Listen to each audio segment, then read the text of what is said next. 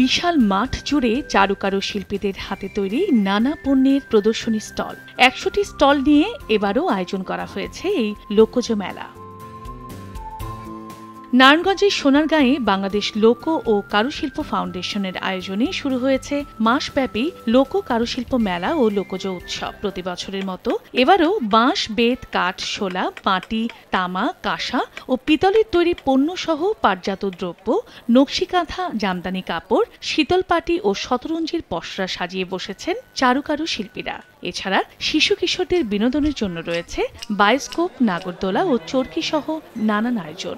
এক সময় রাজশাহীতে একটা ব্যাপক বিক্রি ছিল বা বিভিন্ন জায়গায় ছিল যে ৪,৫০০ পরিবারে এটা বানাতো।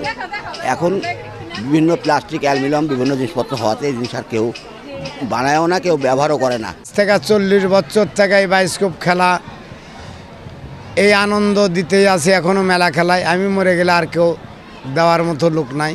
যে আমাদের বাংলাদেশের মানুষ থেকে বহির্বিশ্বের মানুষরাই এগুলো পছন্দ করে বেশি, যেহেতু আমাদের এই স্টলে বিদেশিরা আসে এবং বিভিন্ন জিনিস কেনাকাটা করে।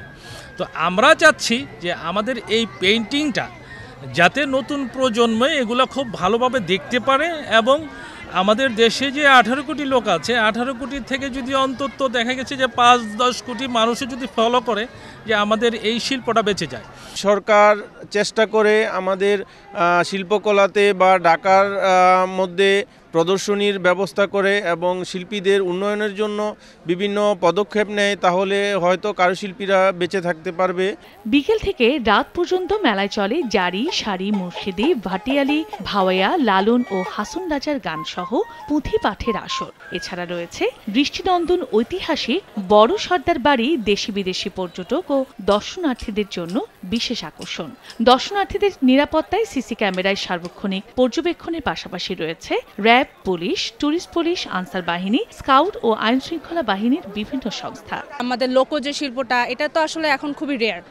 সেগুলো দেখে আসলে ঘুরে ঘুরে দেখলাম, ভালোই লাগছে। হাতের কাজের যেই প্রোডাক্টগুলো বা মাটির জিনিস, জামদানি শাড়িটা বেশি বেসিক্যালি যেটা ইম্পর্টেন্ট বেশি, তো এই জিনিসগুলো হচ্ছে নেওয়ার জন্য বা প্রতি বছর একটু এই জিনিসগুলো কালেকশনে রাখবো দেখেই প্রতি বছর আসা হয় এই মেলাটায়। অন্যান্য মেলার চেয়ে এই মেলায় বৈচিত্র্য দেখতে হচ্ছে। এখানে বিভিন্ন জায়গায় আমরা ঘুরতে পারি, তাছাড়া বিভিন্ন স্টল বসে, এছাড়াও ঐতিহ্যবাহী বিভিন্ন সামগ্রী পাওয়া যায়। এদিকে সংস্কৃতি কর্মীদের অভিযোগ, মেলায় কারুশিল্পীদের যথাযথ মূল্যায়ন করা হচ্ছে না। তবে চারুকারু শিল্পীদের পরিচিতি আরও বাড়াতে ভবিষ্যতে তাদের আন্তর্জাতিক বাণিজ্য মেলায় যুক্ত করার পরিকল্পনার কথা জানান সংশ্লিষ্ট কর্তৃপক্ষ।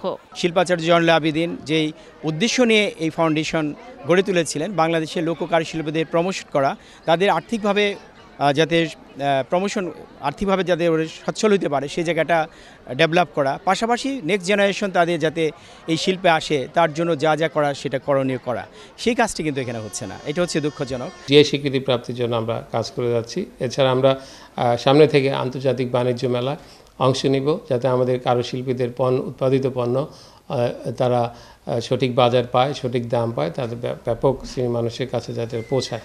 শনিবার বিকেলে মাসব্যাপী এই লোকজ মেলার উদ্বোধন করেন সংস্কৃতি বিষয়ক মন্ত্রণালয়ের উপদেষ্টা মুস্তফা সরোয়ার ফারুকী। তিনি জানান, এই লোকজ মেলার প্রচার, প্রসার ও পরিচিতি দেশব্যাপী আরও বাড়াতে আগে থেকেই প্রস্তুতি নেওয়া হবে। পাশাপাশি পর্যটকদের যোগাযোগ ব্যবস্থা স্বস্তিদায়ক করতে মেলায় প্রবেশের সড়কটি সংস্কার করা জরুরি বলে মনে করেন তিনি। এখানে আসার সবচেয়ে বড় বাধাটা হচ্ছে অ্যাপ্রোচ রোডটা খুব সরু, ফলে মানুষের আসতে একটু সমস্যা হয়।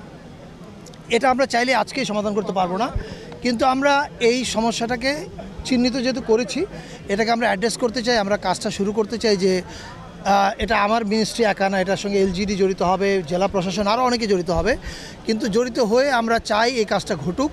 আগামী 16 ফেব্রুয়ারি পর্যন্ত প্রতিদিন সকাল 10টা থেকে রাত 8টা পর্যন্ত দর্শনার্থীদের জন্য উন্মুক্ত থাকবে এই লোকজ মেলা।